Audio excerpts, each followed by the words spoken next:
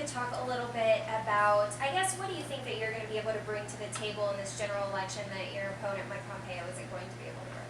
Well, we're very excited about bringing our message of common sense, independent leadership, of bringing Republicans and Democrats and independents together to get things done for the voters of the 4th District. Mike Pompeo spent $1.5 million over a summer of negativity, telling every moderate voter in the 4th District that they weren't welcome in his campaign.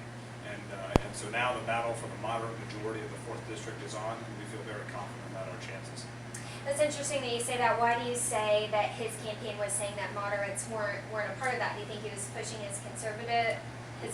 Sure, you'd have to ask him. He was, certainly appealing to a certain base in his primary, and of course he was successful there. But what I know is that I grew up here. I'm a native Wichitan, and I know the voters of the 4th District, and I know that it's a very Kansas trait to be independent-minded. Kansans don't like to be told what to do, and they don't care about party label. They want someone who's going to work hard and get things done and protect and create Kansas jobs. And I'm firmly convinced that our message will resonate with the voters as it did last night in our primary and on into November. That is my question also. Obviously the majority in this area is Republican. Do you have a plan maybe to overcome that obstacle, or how do you think you're going to win over those voters that maybe usually vote on the Republican side? Sure. Well, the voters of the 4th District have a long track record of looking at the person, not just the party. I've knocked 15,000 doors in my campaign, and I know that most voters care about the person and vision and values, and I'm very confident in our message of protecting and creating Kansas jobs, of being independent-minded for common sense solutions, and having the lineup of being fiscally conservative and socially moderate. That's a winning formula for the 4th District of Kansas, and we're excited about that vision. If you don't mind, I was going to see if you could respond to something Pompeo said last night. He's been kind of referring to his opponent as, someone who fought to get Obama in office and just another Democrat, kind of saying, don't add another log to the fire type situation. What would be your response to him, as he talks about those things? Very simple, which is I'll stand up to this president when it's the right thing to do for Kansas. Now, I don't care about party labels. The only thing that matters is whether or not it's right for Kansas. And so I'll stand up against this president when we need to fight to protect the 4th District of Kansas, and I'll agree with him when it's good for the state of Kansas and for the 4th District.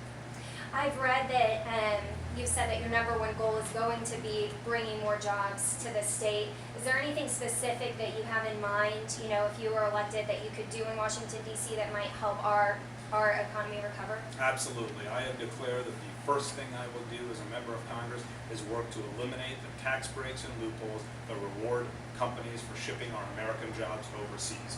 And I think that resonates very much with the voters of the 4th District, that our own government rewards companies for shipping jobs overseas. It's just wrong, and it's got to stop.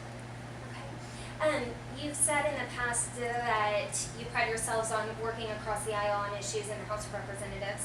Is there anything specific that comes to mind where you maybe did cross a party line to get something done? Absolutely. The first act that I wrote as a member of the legislature was an act restricting where Fred Phelps could picket at the funerals of our military war heroes who gave the last full measure of devotion defending our freedoms. That was passed unanimously. It took hard work across party lines to get things done.